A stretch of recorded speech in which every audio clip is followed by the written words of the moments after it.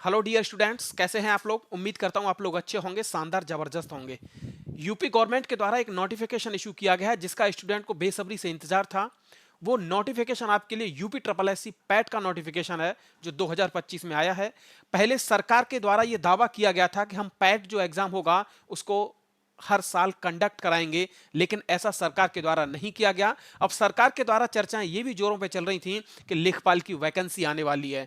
सरकार पहले कह चुकी है कि हम पैट को पर ईयर कंडक्ट कराने वाले हैं, लेकिन सरकार कंडक्ट नहीं करा पाई।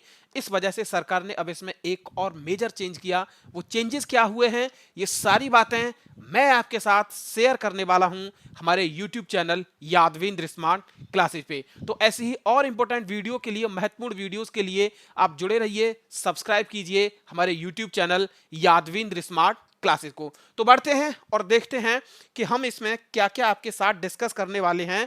तो सबसे पहले मैं आपको बता दूं कि इसके लिए मैं आपके साथ डिस्कस करूंगा कि एज क्या होनी चाहिए प्यारे साथियों, एलिजिबिलिटी योग्यता, सिलेबस इसका मैं आपको बताऊंगा, एग्जाम पैटर्न मैं आपको बताऊंगा, स्कोर वैधता और इसकी वैलिडिटी कितनी रहने वाली है। ये हमारा क्या होगा इसमें नया बदलाव, यानी हम इस पे क्या करेंगे आपके सामने बात करने वाले हैं। तो प्यारे से साथियों, सबसे पहले आप लोग देखिए, ये जो आपका जो नोटिफिकेशन आया है, ये आया है 2 मई को नोटिफिकेशन आया आपका 2025 में, ठीक है।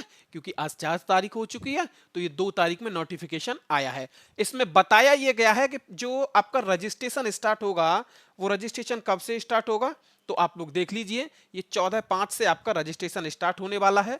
दूसरा, पंजीकरण एवं शुल्क जमा करने की जो अंतिम तिथि होगी आपकी, वो कौन सी होगी तो ये होगी 17 जून 2025 तक आप अपना क्या कर सकते हैं, अपनी फीस सबमिट इसमें कर सकते हैं।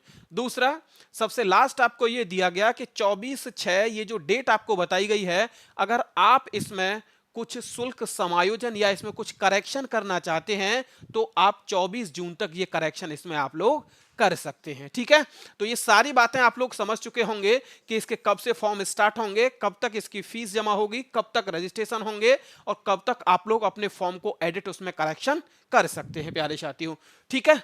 दूसरा, अब एक चीज आप लोग और समझिए कि इसका जो आवेदन होगा वो ऑनलाइन आवेदन होने वाला है। इसका जो आवेदन होगा वो ऑनलाइन आवेदन होने वाला है।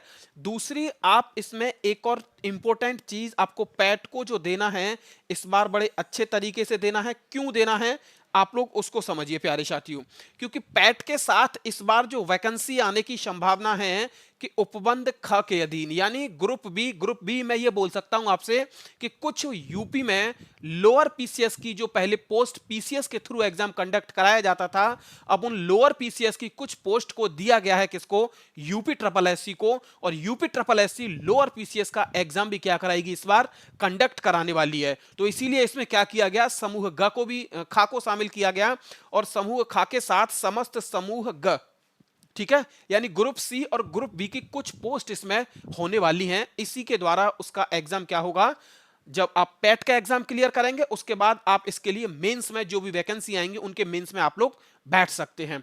तो वैकेंसी कौन सी आने वाली है, सबसे पहले आपकी एक बड़ी वैकेंसी देखने को मिलेगी आपको लेखपाल की, राजस्व लेखपाल वाली। उसके बाद आपको फॉरेस्ट गार्ड की मिलेगी। उसके बाद आपको फॉरेस्ट से रिलेटेड एक और दरोगा की भर्ती मिल सकती है जिसे आप वन दरोगा कहने वाले हैं। और इसके बाद लोअर पीसीएस की जितनी भी पोस्ट होंगी वह इस पैट के एग्जाम के बाद ही गवर्नमेंट के द्वारा एग्जाम उनके लिए कंडक्ट कराया जाएगा। तो पैट के लिए आपको अच्छे से तैयारी करनी है, अच्छे नंबर लाने हैं, अच्छी इसमें परसेंटाइल लानी है और परसेंटाइल लाने के बाद प्यारे से साथियों तभी आप किसी भी नोटिफिकेशन जब वैकेंसी का आएगा तो उसके एग्जाम में आप लोग अपीयर हो सकते हैं, ठीक है। तो आगे देखते हैं और देखिए इसके साथ दूसरा, अब आपका फॉर्म जो है आपको जो भरना है उसमें कुछ बातों का आपको बहुत ध्यान रखना है।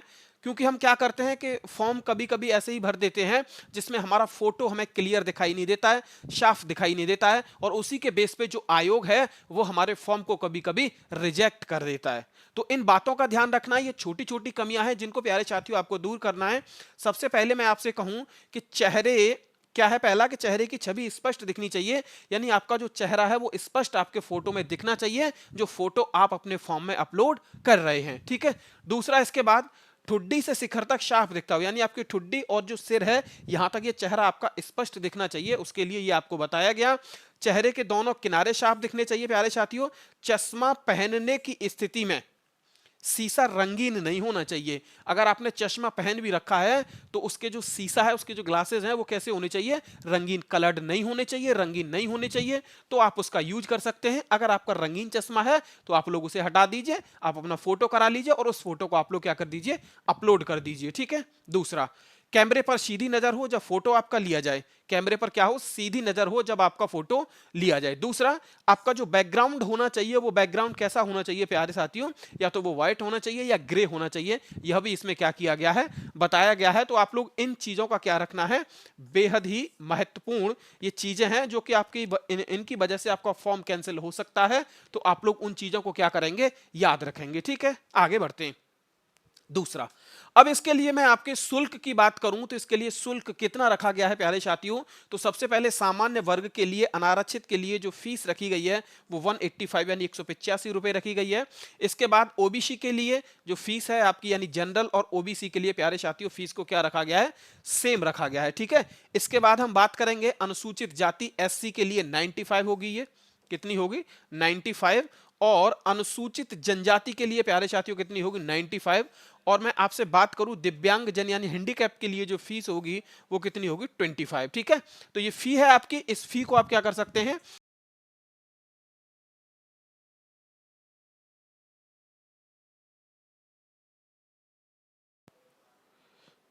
ये आपकी क्या होगी? फीस होगी। और फी आपकी लगेगी जनरल के लिए और एससी एसटी के लिए मैंने आपको फीस बता दी है। ठीक है। इसके बाद आगे दूसरा, एलिजिबिलिटी की अगर आपसे बात की जाए तो इसके लिए एलिजिबिलिटी जो रखी गई है वो कितनी रखी गई है? हाई स्कूल या उसके समकक्ष अगर आपके पास कोई भी योग्यता है तो आप इस यूपी ट्रिपल एससी के पैट को क्या कर सकते हैं?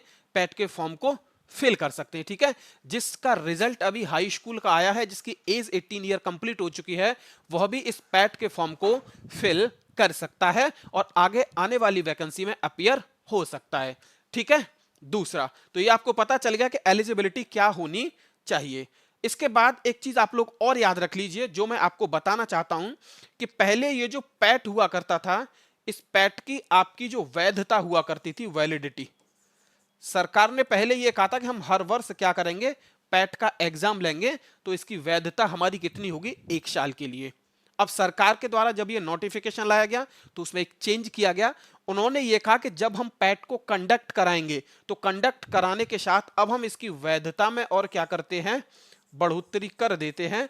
तो इसकी जो वैधता रहेगी, वैलिडिटी रहेगी, वो कितनी रहेगी? 3 ईयर यानी 3 वर्ष। तो एक बार आप लोग पैट का एग्जाम दीजिए और 3 वर्ष तक यूपी ट्रिपल एससी के द्वारा जो भी वैकेंसी आएंगी उस एग्जाम में आप लोग अपीयर हो सकते हैं। ठीक है। तो ये चीज जरूर आप लोग याद रख लीजिए कि इसमें जो चेंज किया गया वो इसकी वैलिडिटी को लेकर किया गया। जो पहले 1 वर्ष हुआ करती थी, सरकार ने उस वैकेंसी को कितना कर दिया? सॉरी, उस वैलिडिटी को कितना कर दिया? 3 ईयर आपके लिए। ठीक है।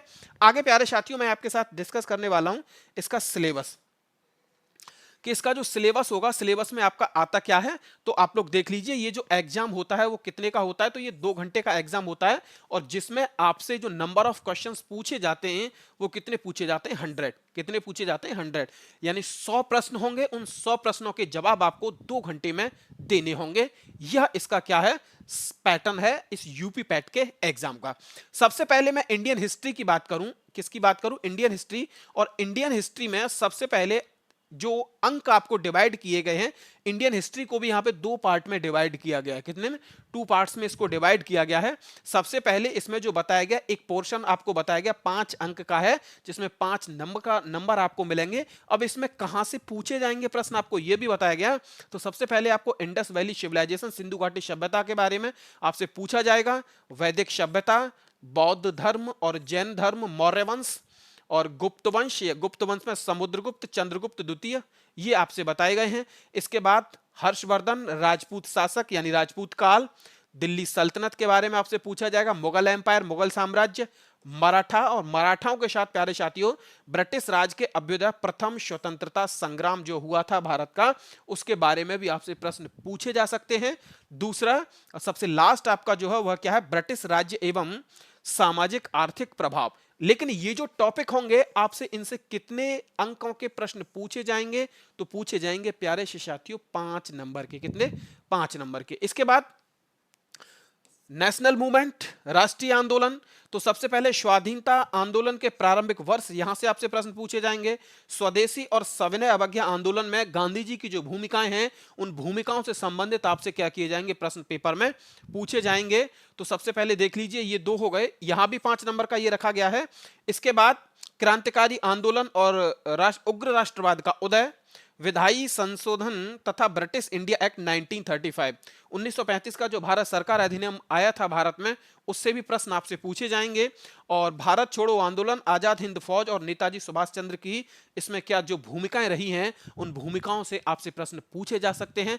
लेकिन नंबर उसका कितना रहेगा, इनमें से जो पूछे जाएंगे वह भी 5 नंबर का आपका प्यारे साथियों रहने वाला है। ठीक है, ज्योग्राफी आपकी कितने नंबर की रहने वाली है, तो 5 नंबर की। इसमें भूगोल में देख लीजिए, भारत एवं विश्व का भूगोल दोनों का रहेगा प्यारे साथियों। नदियां और नदियों की घाटियां, इनसे प्रश्न है। भूजल संसाधन, पर्वत, पहाड़ियां और हिमनद, पर्वत, पहाड़ियां और हिमनद, यहां से आपसे प्रश्न पूछा जाएगा। इसके बाद मरुस्थल, वन, खनिज संसाधन। और खनिज संसाधन की जब बात की जाएगी तो खासकर भारत में जो खनिज संसाधन पाए जाते हैं उनको इसमें फोकस किया जाएगा। वर्ल्ड ज्योग्राफी में जो खनिज संसाधन है उन पर उतना फोकस नहीं रहेगा जितना कि भारत के खनिज संसाधनों पर फोकस रहने वाला है। ठीक है, भारत एवं विश्व का राजनीतिक भूगोल, जलवायु तथा मौसम और टाइम जोन और जनसांख्यिकी परिवर्तन तथा प्रवास, ये आपसे क्या किया जाएगा, पूछा जाएगा।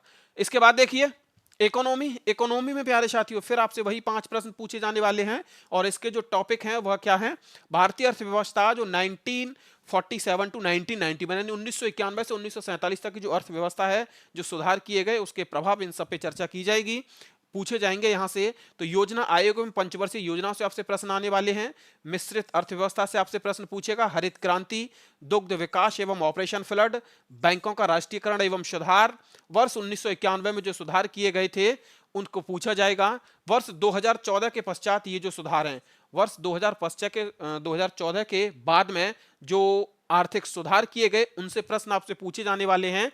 जैसे कृषि में सुधार किया गया और ढांचागत सुधार, श्रम सुधार, आर्थिक सुधार और जीएसटी।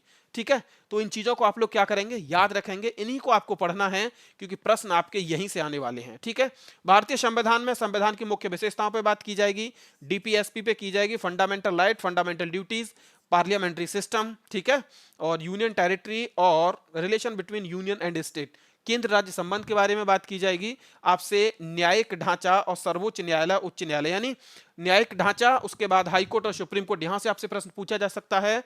दूसरा, जिला प्रशासन, स्थानीय निकाय यानी पंचायत संस्थाओं से भी आपसे प्रश्न पूछे जाएंगे। और ये कितने नंबर के रहेंगे प्यारे साथियों, तो ये भी 5 नंबर के रहने वाले हैं। सामान्य विज्ञान, आपसे फिजिक्स, केमिस्ट्री, बायोलॉजी से आपसे 5 प्रश्न पूछे जा सकते हैं। अब ये आपका आ गया मैथ, अंकगणित। प्रारंभिक अंकगणित में जिसमें पूर्ण संख्या एवं दशमलव, प्रतिशतता, परसेंटेज, साधारण अंकगणितीय समीकरण, वर्गमूल, घातांक एवं करणी और औसत, ये आपके मैथ के चैप्टर हुए। इसके बाद आपका हिंदी से वही 5 प्रश्न पूछे जाने वाले हैं जिसमें आपसे संधि होंगी, विलोम शब्द होंगे, पर्यायवाची, वाक्यांशों के लिए एक शब्द होगा, लिंग होगा और समश्रुत भिन्नार्थक शब्द होंगे, मुहावरे, लोकोक्तियां, सामान्य शुद्धियां और जो गद्य एवं पद जो रचनाएं, जिन लेखकों के नाम आपसे क्या किए जा सकते हैं, पूछे जा सकते हैं। इसके बाद अलावा आपसे 5 नंबर की क्या पूछी जाएगी, ये इंग्लिश से आने वाले हैं जिसमें अंग्रेजी व्याकरण होगा और अपठित गद्यांश होगा। रीजनिंग आ गई आपकी, रीजनिंग के आपके क्या है, ये चैप्टर आपके रीजनिंग के रहने वाले हैं। इसके अलावा प्यारे साथियों 10 नंबर का आपका करंट अफेयर आने वाला है। क्या आने वाला है, करंट अफेयर। और ये 10 नंबर की क्या होगी, आपकी स्टैटिक यानी जनरल अवेयरनेस रहने वाली है। ठीक है, दूसरा, इसके अलावा अपठित गद्यांश के भी 10 प्रश्न रहने वाले हैं। और फिर आपकी ये आती है डीआई, क्या आती है, डीआई। ठीक है, तो डीआई के कितने आने वाले हैं, 20 प्रश्न आने वाले हैं जिसमें टेबल वाले और सर्कल वाले दोनों प्रश्न आपसे क्या किए जाएंगे, पूछे जाएंगे। ठीक है, तो ये सिलेबस मैंने आपके साथ डिस्कस किया। ये वीडियो आपको कैसी लगी, कैसी इंफॉर्मेशन आपको लगी, तो ऐसी ही और इंफॉर्मेटिव वीडियो के लिए जुड़िए हमारे साथ, हमारे यूट्यूब चैनल यादविंद स्मार्ट क्लासेस के साथ। जय हिंद, जय भारत।